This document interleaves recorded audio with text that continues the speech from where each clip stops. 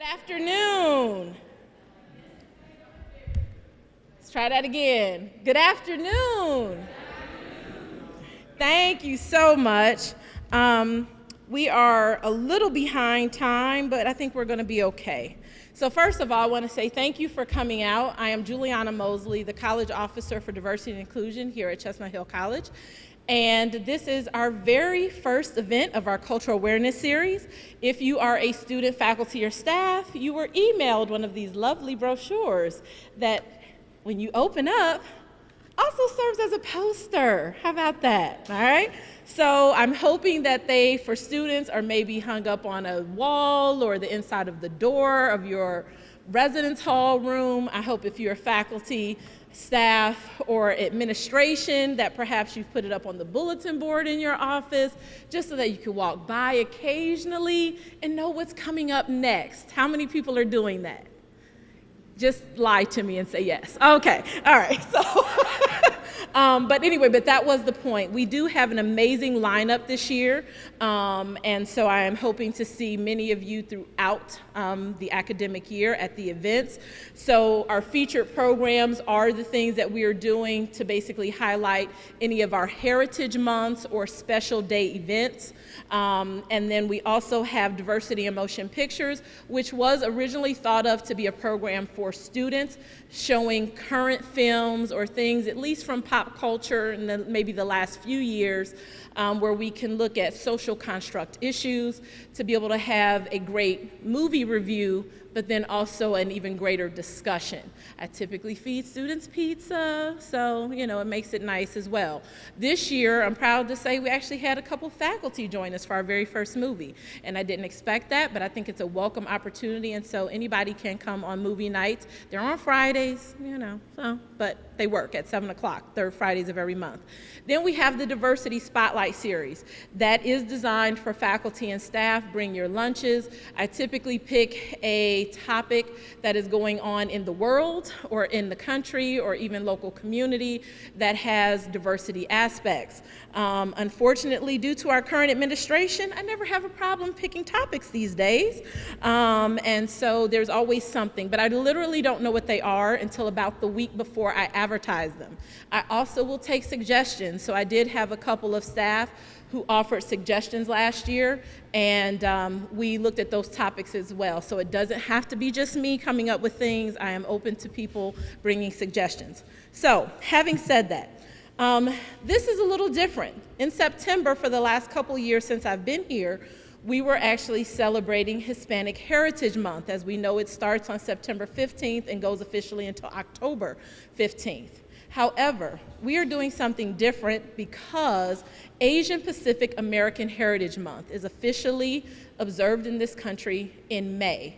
It is due to the history of the first Japanese Americans who arrived in the United States in 1863 during the month of May, and that's why the month of May was selected. My first 2 years, we actually celebrated or gave observance to that Heritage Month in April, thinking it was close to May, also, on our way out with the school year. However, this campus is so very busy in the month of April, and it's really a time that students are starting to get serious about their classes and winding down in preparation for final exams, that our attendance has been rather dismal, to be honest.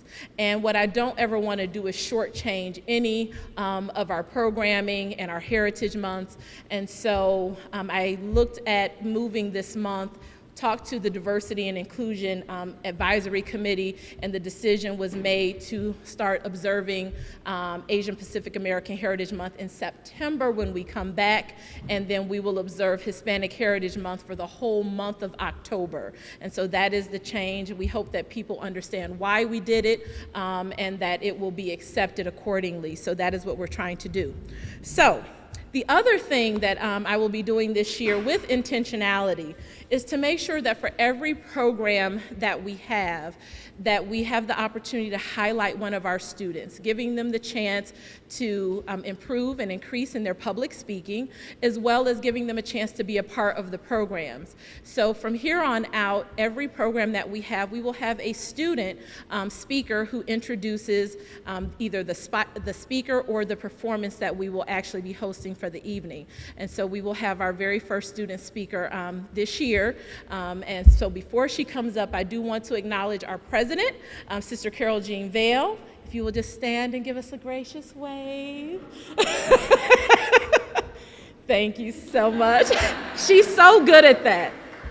I think she could be royalty. So, but it's very important for me to acknowledge her. For the 20 years that I've now been working in higher ed, it's not always the case that a president will show up with intentionality to a lot of these types of programs. So I make sure that I acknowledge her presence every time she is able to be with us, because it's just that important for everyone to know that this work is important to her. It's not just important to this office, it's important to her. And as the leadership for this college, it means it's important to all of us. So, having said that, Miss Ari, will you please come up and bless our mic?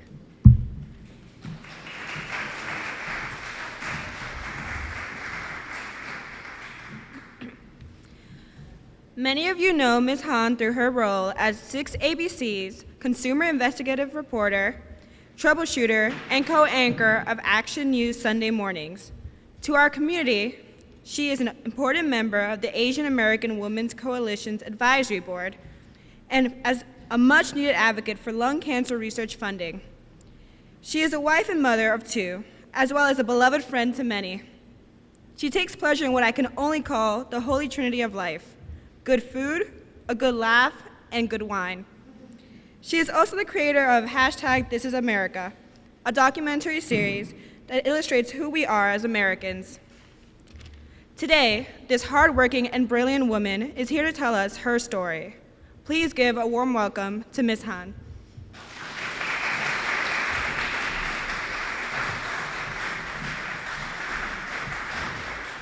Thank you so much for that nice introduction, Ari. Thank you so much to Chestnut Hill College and Sister Carol and Juliana, or Dr. Mosley, for having me today. It's really an honor to be here with all of you. And I love the theme of your cultural awareness series, Art, the Beauty in Our Differences. As a very proud Korean American, it really resonates with me.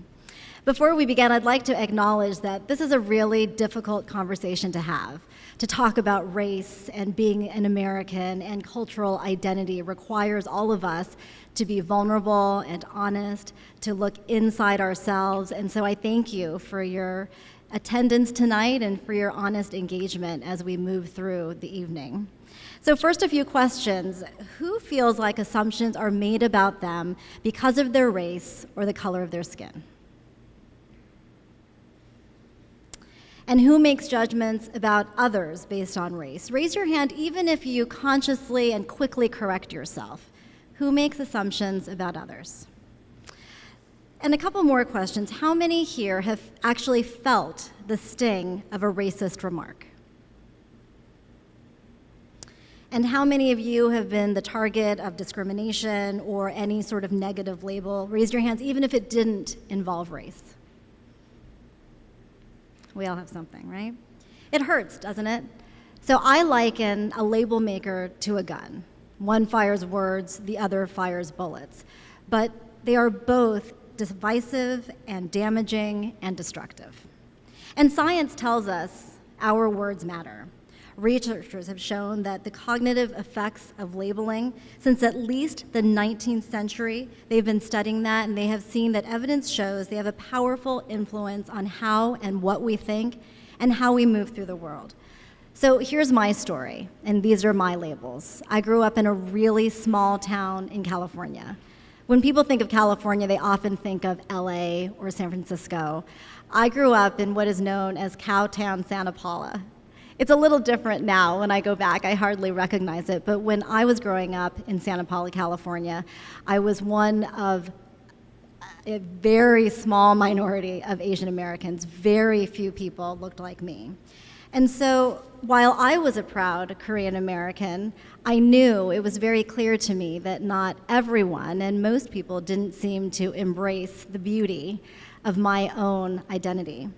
So I was labeled the Oriental kid. Sometimes I was labeled with a really ugly slur, which I won't repeat here. And in lots of other ways, it was just clear that I was viewed as other. There were times when these incidents were sort of funny, and they weren't meant to be hurtful, right? So once I was on the school bus in high school, and a fellow student said, "Oh, where did you get your shoes? I really like them." And I said, "Korea." And she said, "Oh, is that new store in the Galleria?" And I said, "Well, no." So a lot of times it's just because people don't know, right? I ignored all of these incidents as best as I could, but they definitely had an impact. My mom used to tell me the story about how one day I came home from school and I was crying and I said, "When am I going to turn blonde like everyone else?" And she, told me the story about our ancestors and how we are so special, and that's really what I need to look at and sort of embrace. But, as a 5-year-old, it wasn't really easy. So I was excited, frankly, to leave what I saw as my small, provincial, homogenous town to attend a diverse university with a pretty large Asian American community. But when I got there, I was disappointed because, yet again, I was labeled as other. And this time by my fellow Korean Americans. So apparently living my entire life trying to fit in with white America had an unintended consequence. So by this group now, I was viewed as a Twinkie or a banana. So yellow on the outside, white on the inside. I know some of my black friends talk about Oreo, right? And then some of my brown friends talk about coconut. So I know this is not unique to the Asian American experience. And then after college, I started my career in broadcast news. My first job took me to another small, mostly white town in Pocatello, Idaho. It also landed me more labels. Often, Connie Chung. I cannot tell you how many times someone has asked me, "Are you Connie Chung?" It still happens, actually. I was in Cape May at the arcade with my kids, and a well-intended gentleman came up and said, "Are you Connie Chung?" I said, "No, I'm not Connie Chung." I do think she's great, by the way. But whether it's Connie Chung or the token Asian or the forever foreigner, all of these labels still stuck to me when I started out my career. Once I was covering a really nasty accident scene, and a couple pulled over and said, "Honey, are you lost? Do you speak English?" They yelled it. For some reason, I think when people think you don't speak English, they think if you speak more loudly, it's going to help. So I whispered back, "I speak English for a living, probably better than you do." Feel bad about that now. So I've worked here in Philadelphia, in the Philadelphia region, and for Action News for 16 years. I'm going to celebrate my 20th year with Disney in October. This is the 4th largest market in the country, for those of you who don't know, and I really love my job. And I love our viewers, and I love this part of the country. And our viewers are really kind. They often come up to me on the street and tell me they enjoy my consumer investigations. I have one on tonight at 11, by the way. And Monday at 11. You gotta watch Mondays. But when people come up and when people share, their experience of watching Action News, and it makes me feel really good. And it makes me feel like I'm finally accepted. And it's really made me think now, when people see my face, they see the face of a journalist and an accepted member of the community, and not the face of a foreigner. So I was really, really surprised when 2 years ago, I was walking in our own neighborhood in Center City, Philadelphia. I was crossing the street, and a woman made a left turn and came this close to hitting me. And as she drove off, she yelled, "This is America." And I just couldn't stop thinking about those 3 words. The first thing I thought of is my kids. So my daughter looks a lot like me. And I thought, I'm so glad that my kids are not with me, because how would I explain why she said that to me? And how would I explain why I feel so much pain from a seemingly simple phrase? So that happened on a Friday. And I couldn't stop thinking about it that night. And then all day Saturday, I couldn't stop thinking about it. And I had just had it, frankly. I was so fed up from feeling like people don't see me as I see myself, a proud American, an American first, right? I was born and raised here. Not that I think that's what makes me an American, but it's all I know is being an American. And so on Sunday, after I anchored the morning shows, I said, we normally do a Facebook Live on the weekends. I said, I'm just gonna talk about it on Facebook and really talk to that driver and everyone like her, in my mind, people like her. And so I just ranted and raved at this driver on Facebook. I was shocked when I could see right after I did the Facebook Live video, the numbers ticking up and up and up, and I thought, oh my gosh, what have I done? Am I gonna get in trouble? And the video went viral. It struck such a big chord, even though it was such a minor incident. And I think, when she yelled, "This is America," at me, for me, it really took me back to every other incident that had deepened my sense of other. I didn't even realize how mad I was about it, but those words and that incident really unleashed in me this anger. And so even as I did that Facebook Live video, for which I was unprepared, I was shocked by my own hurt and pain and angst. I mean, it's not like I absolutely understand that there are many people in this room who've had far more difficult and challenging experiences than I have. And so I've always said to myself that, I'm lucky in a lot of ways. And I think what that incident and my response told me is that all of these small things that happen to us really matter, and they accumulate, and if we don't talk about them, it's a problem. I mean, I had bottled all of this stuff, and so then it exploded in this way that I hope is now productive, and I've turned it into something productive, but it could have just been ugly, I think. And so all of this is the genesis of our hashtag This Is America series that I produced as part of 6ABC. And I'm gonna show you, Greg is gonna play episode 1 for you now.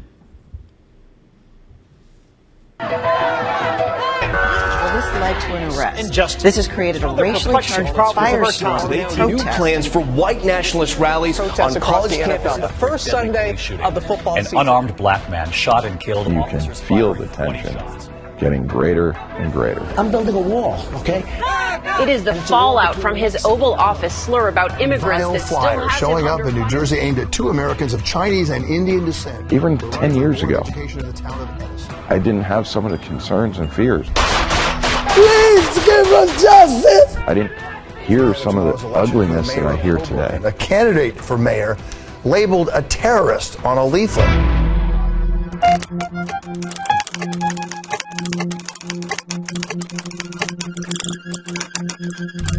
This is America. I am American, born and raised. The video was my response to a driver who almost hit me as I was in a crosswalk on a green light in Center City, Philadelphia. The driver and I exchanged words about who had the right of way. Then she proceeded to drive off, but as she drove away, she yelled out her window, "This is America." Those 3 words suggested to me that somehow the driver did not see me as an American. And after a lifetime of letting similar comments just roll off my back, go unaddressed and unquestioned, something in me snapped. Lady, I have been an American journalist for 20 plus years. I have seen Americans suffer and grieve. I have seen Americans rejoice and show resilience. So I know this is America. You do not have to tell me that. This is certainly white privilege with the whitest kind of rude and disconnected answer you could expect. Your video showed how all minorities feel with any experience like that. You see this face and you think this face belongs to an outsider or a foreigner? I need to show your video to my 13-year-old Asian American daughter. I, too, am a woman of Asian descent, born and raised in America, but I've often been made to feel like a foreigner. I have 2 kids. They have this same face, especially my daughter. She's a carbon copy of me. Because he has the genes of his dad. He was called a terrorist. Why is my son not as American as your son or as your daughter? I don't ever want my daughter to hear that, to feel that, to go through that experience. I am Asian American and I am strong and I am proud. The Facebook video gave all Americans an opportunity to share their own diverse, painful experiences. He told me, he was like, turn that spick music down. She turned around, looked at me, and said, terrorists. I've been told absolutely, go back to Africa or go back to your island. And it is my diversity, my color, my culture, and all of the things that come with it that have helped me contribute to my country. And so I'm taking ownership of those words you hurled out of your window to me on Friday. This is America.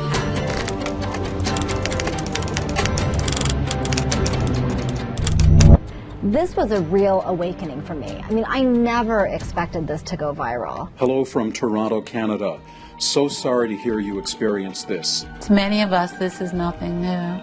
Sometimes it's loud and ugly. Sometimes it's neatly packaged and polite. Stay woke. I teach at the most diverse high school in the country. I want to share your video with my students. But not everyone liked my message or my approach. We will always have a small percentage of the public who are ignorant. Ignore them so they may realize nobody cares about their hate. And some disagreed with my interpretation of the driver's comment. I don't take it as racist, but instead that she meant she's free to be an American, do as she pleases. What makes me happy about this is it did spark discussion and it did fuel debate and it gave people a place to go to have this really important conversation.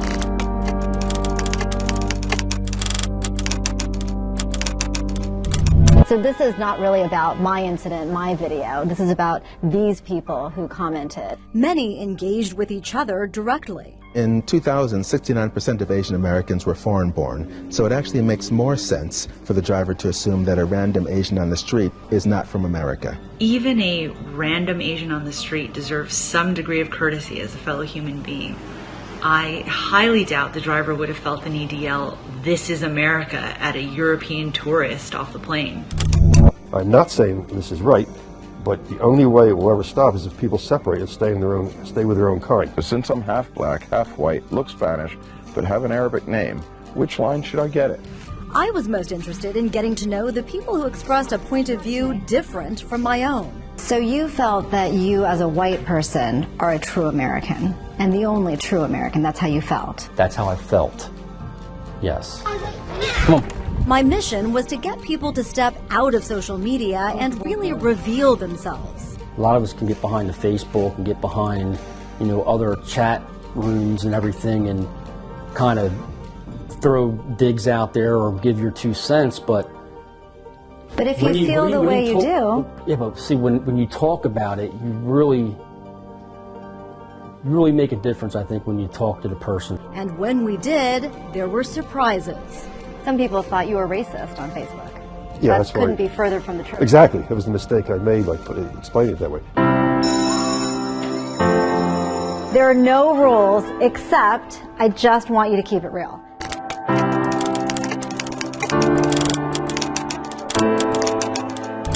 I want you to be brutally honest. We asked students to share their thoughts on race. White people do have an advantage in this country. And their feelings on the impact of race and our history. Slavery happened so long ago. People still hate whites for things that have happened back then. And I don't think that's fair. It's not your fault for what your ancestors did.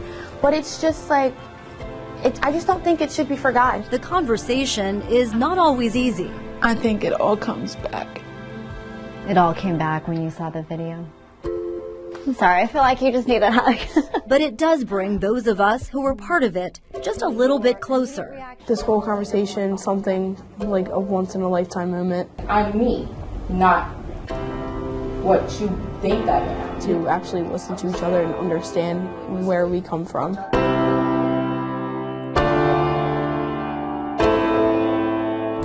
This is America.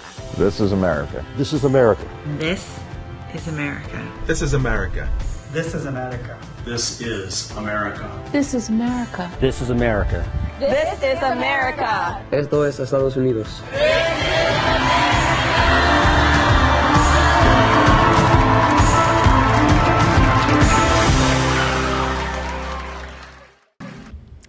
So has anyone seen that original Facebook video?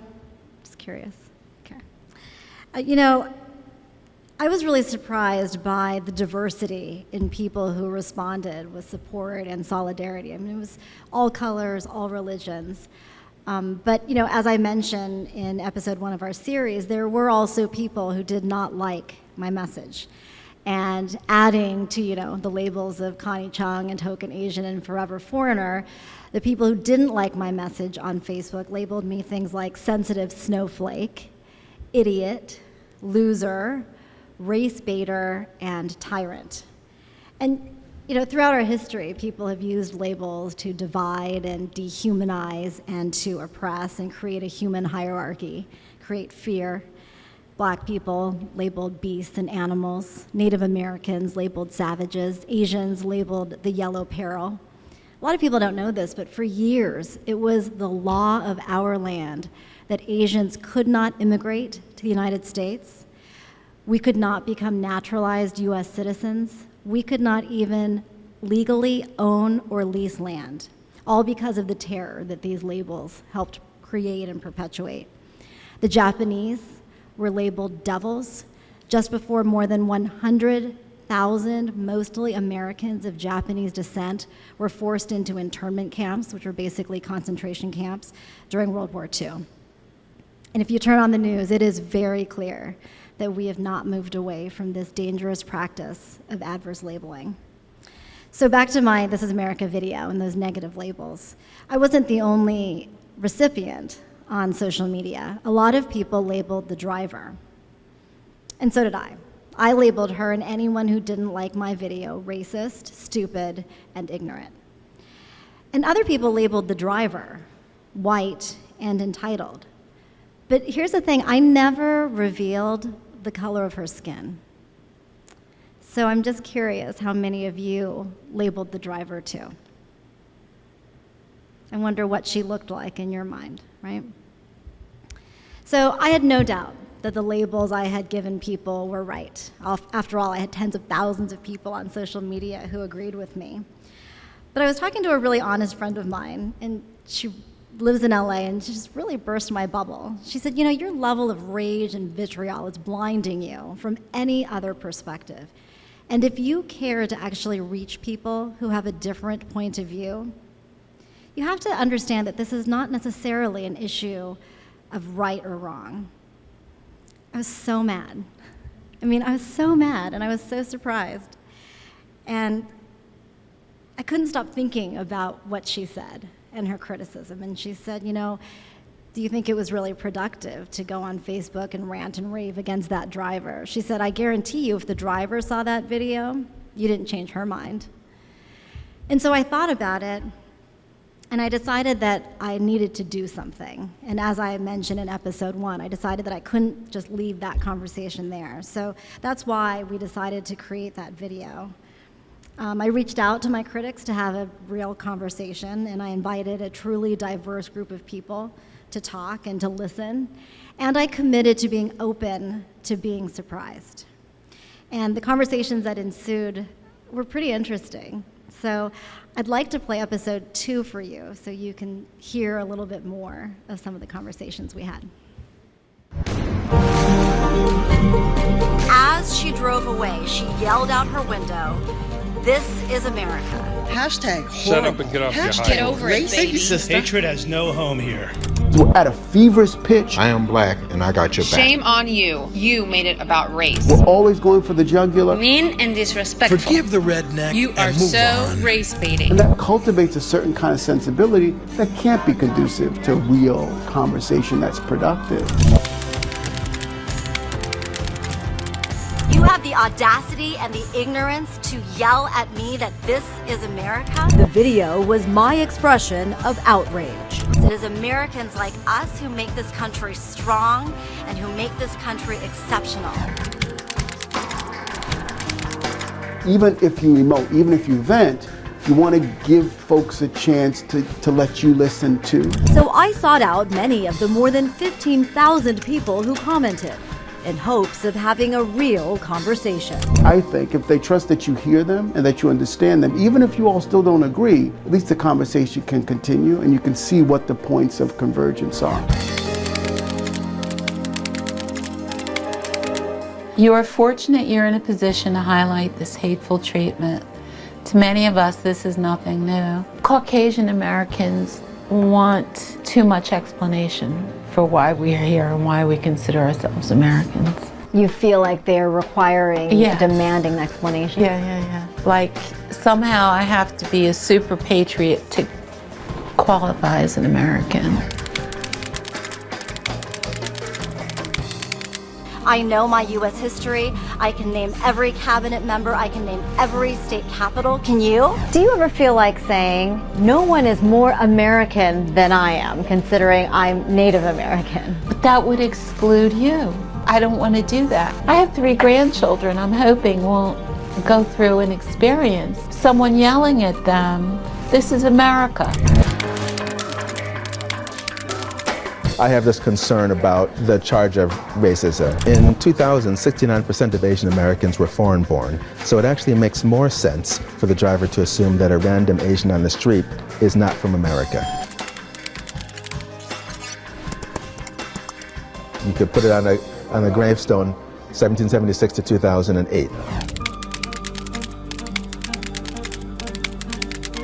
The driver was clearly trying to make Nydia feel marginalized and othered. I responded to Jonathan Farley's comment because I'm just sick of people trying to justify acts of racism rather than just empathize with the person who's a victim of it. A reasonable person could make the assumption that a random Asian they see in America is not from here, and not being from here is not necessarily a bad thing. I am actually quite proud that my parents came from the West Indies, and I was born and raised in America, but I never viewed myself as really being American. If I'm not accepted as an American, then why would I invest and contribute and in some cases fight for my country? In the case of Asian Americans, the model minority, I know that some Asians complain about that status. I would love for blacks to have that status. A candidate for mayor labeled a terrorist. Certainly Asian Americans have faced racism and continue to face racism today. And vile flyer showing up in New Jersey aimed at 2 Americans of Chinese and Indian descent. I haven't looked at that story, but yes, obviously I would agree that that's bad if people who are Americans are called invaders or something like that. Does it change your view at all about your reaction to my video? I'm extremely stubborn, so I would say no, because my initial comment was simply a factual comment. According to the 2000 census, 69% of Asians in America were foreign-born. This is the fact. Just because you're foreign-born doesn't necessarily mean you're not American. Many Americans were born in another country. White people think America is their country when they stole white America can be. They're white. They're privileged.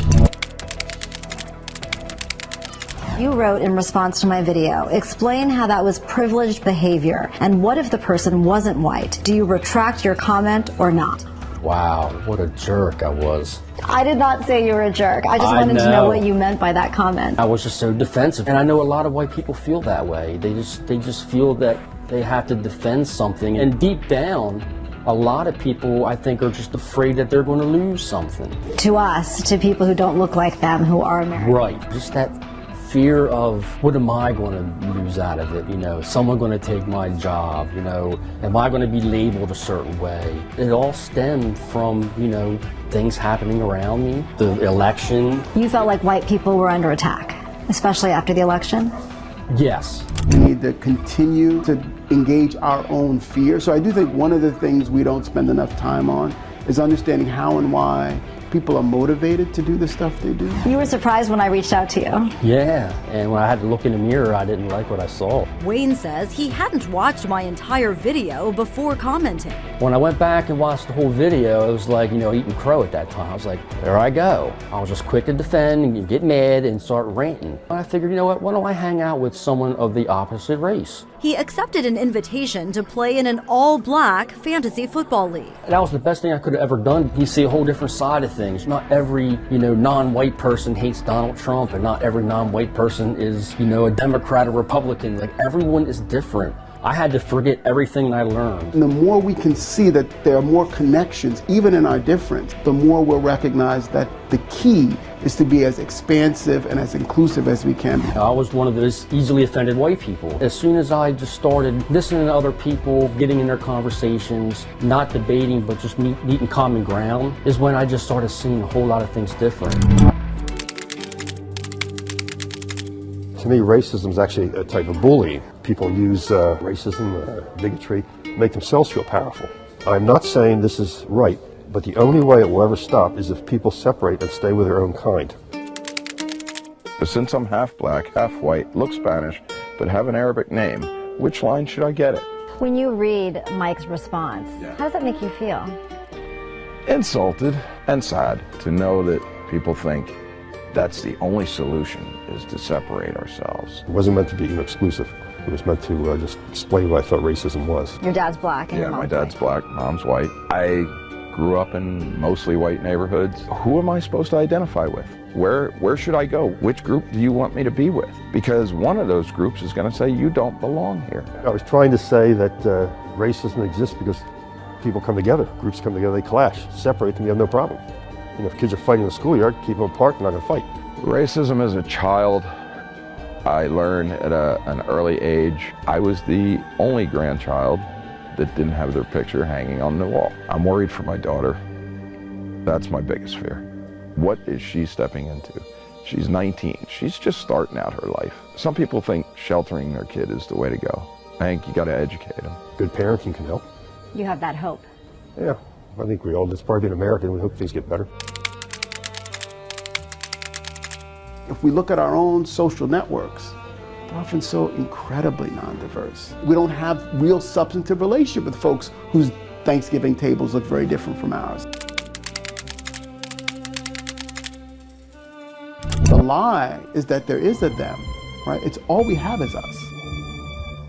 This is America. This is America. This is America. This is America. This is America. This is America. This is America. This is America. So everyone always wants to talk about Wayne, the guy in the 76ers jacket.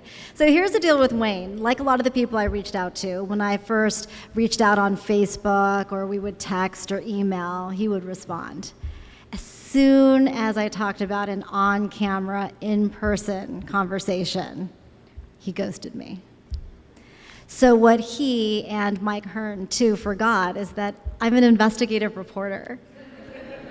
I know how to find things and people. It's what I do. So I found their home addresses, and I just showed up one afternoon. I was really surprised and grateful and honored that they invited me into their homes, did not slam the door in my face as I had expected, and talked to me. And we didn't turn the camera on right away. I spent time with both of them. I spent a lot of time with Wayne's family and his kids. And, you know, in the end, they honored me by sitting down and talking to me on camera and sharing their feelings for our series. And I think they are very courageous and very brave to be as vulnerable as they were and to engage the way that they did. So, and all of these folks. And Wayne and I, and Jonathan and I still keep in touch. So I just talked to Wayne and Jonathan a couple weeks ago. And it's fun to sort of continue on this journey with them and check in and see where they are, and they like to see what I'm doing. My conversations, especially with Wayne, really changed me. I mean, I was so sure that, like the driver, he was dumb and ignorant, impossible to change. And what I realized is we're a lot alike. We're both parents with upside-down schedules. Our kids are actually the same age. We both love basketball. Our favorite team, my favorite team, is also the 76ers. And I see now that when we label carelessly, we kill conversations before they can even begin. And we really limit ourselves, and we limit our ability to make any sort of progress. And labels really become a barrier to moving in and to seeing each other as individuals with unique voices and stories with whom we have more in common than it appears. So these are the labels I choose for myself today: woman, American, Asian American, Korean American, daughter of immigrants, friends, wife, mom, journalist, storyteller, truth seeker, and optimist. And as I look at my list of labels, I find myself thinking about the driver who sparked this entire investigation. And what I realize is we share a lot of the same labels. At the minimum, right? Woman, friend, perhaps wife and mom, and I'm pretty sure American. So let me be clear, I don't regret responding to that driver. And in fact, I do regret all of the years I spent being quiet and just letting all of these incidents roll off my back. But I do wonder now, and I'm making this effort, what would happen if we all proactively choose a different kind of response? And to do that, the first step is awareness and checking our own biases and assumptions. And so now when I find myself instantly labeling, I really pause and I consider what else might be true here. And it's not easy. I mean, I still struggle with it. I mean, pausing and investigating. It takes a lot of work. But I really do feel like we don't have a choice. I mean, when you look at our world today, what works? I mean, we have to put a dent in our divide somehow, but holding hands and singing Kumbaya doesn't work. Yelling at people doesn't work. So we have to get our hands dirty, right? And stop preaching to the choir. And the only way this will really have impact is if we all do it together. To crack open connection, we have to talk with people and not at them. And to find common ground, we have to dare to step out of our common echo chambers. And instead of clamming up or clapping back, we have to consciously choose a harder road. So what is your point of anger? I mean, what puts you in that blood-boiling place of snap judgment? The next time you find yourself there, I challenge you, don't go to social media, but go to work. You know, a lot of people have said to me, you have this privilege of a platform, but what can I do? And now with social media, we all have so much power and opportunity. And even in your own circles, you know, whether you're a student or, and certainly if you're a faculty member here, but you know, I say to stay-at-home moms too. It all starts within your own circle, and there's a lot that you can do. And I've also talked to a lot of white people who say, you know, when people see me, they assume I don't have an interesting story. They think I'm just vanilla. Meantime, they don't realize that, you know, I'm poor, or that, you know, I'm LGBTQ, or I'm Syrian, or Muslim, or Jewish, or, you know, somehow struggling in ways that people cannot imagine. So I think that that's important to keep in mind as we try to invite and get everyone to this table to have a real conversation. Thank you so much for having me.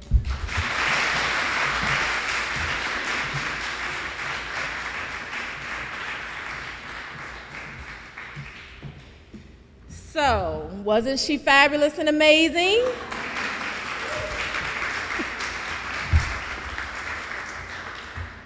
Thank you, Nydia, for starting our conversation. This is what we wanted to achieve with this year's Cultural Awareness Series, Art, the Beauty in Our Differences, is to talk about why it's so awesome to be different. And sometimes we are always so focused on, well, we're really more similar, but it's really okay for us to be different. And I think there's a beauty in that, and so thank you for starting the conversation. We do have a gift for you, Nydia came for free. For free.